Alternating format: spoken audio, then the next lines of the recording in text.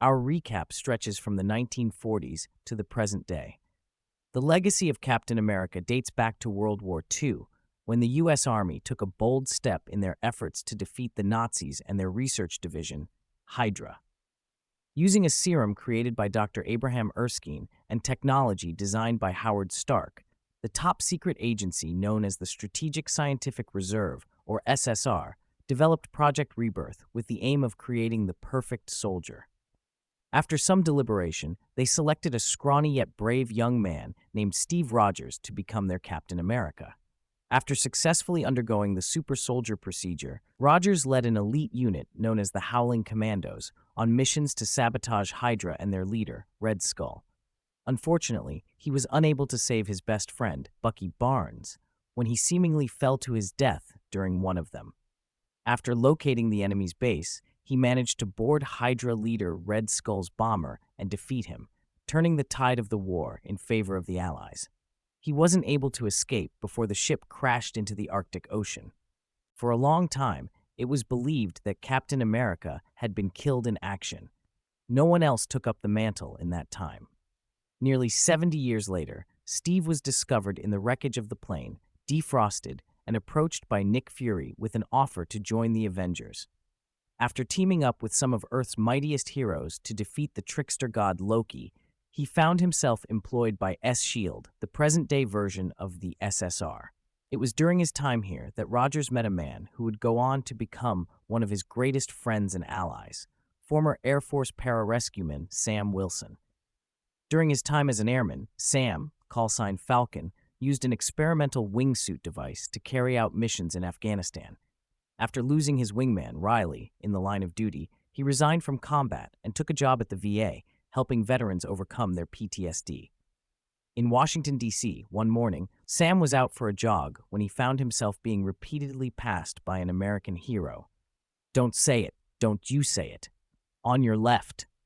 Bonding over their shared military experiences, the two quickly established a rapport, and when Steve and Natasha Romanoff realized that Hydra had infiltrated S.H.I.E.L.D., it was Sam that they came to for help.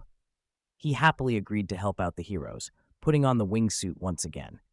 Together, they took on the Winter Soldier, who, of course, ended up being a brainwashed Bucky. They managed to stop him, but not before Bucky tore one of Sam's wings off. When Rogers woke up in the hospital following his battle with Hydra forces, Sam was the first person he saw. With the evil organization in disarray, they turned their attention toward finding Bucky and setting him on the path of redemption. It wasn't long before Rogers was called to help the Avengers, though, leaving Sam to locate the Winter Soldier solo. After the Avengers successfully captured Hydra leader Baron Strucker, obtained the Mind Stone, and freed Quicksilver and Scarlet Witch, they held a party in their tower to celebrate.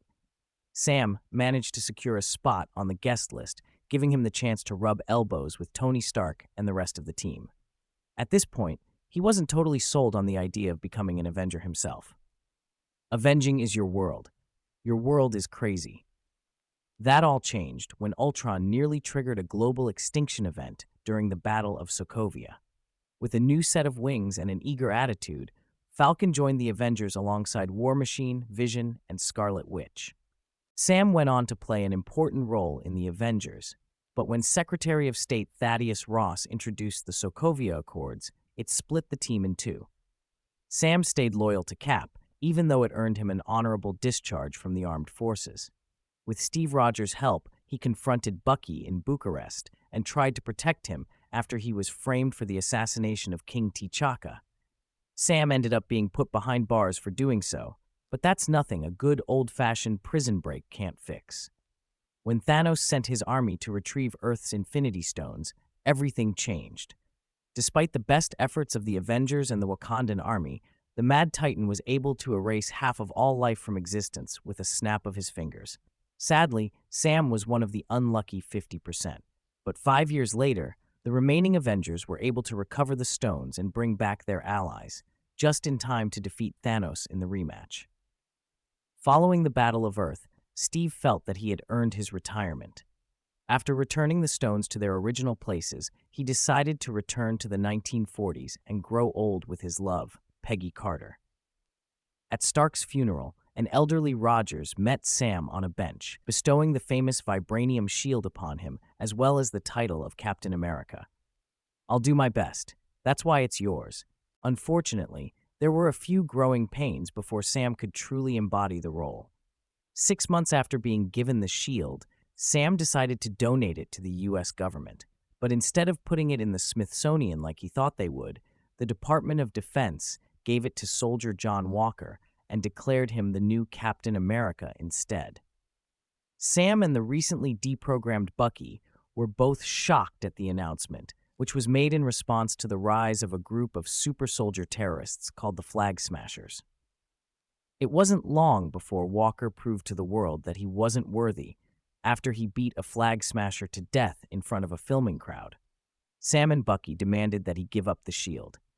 When he refused, the pair fought him for it. Even though the Falcon suit became damaged in the struggle once again, Sam still managed to break Walker's arm and take it. Thankfully, Sam didn't have to stay grounded for long, as he received a new and improved outfit from his allies in Wakanda. Decked out in red, white, and blue, he managed to stop a Flag Smasher attack on a political conference, showing the world that he always was the true heir to the Captain America mantle. That's where Sam Wilson's story picks up, in Captain America: Brave New World. Audio continues with full recap.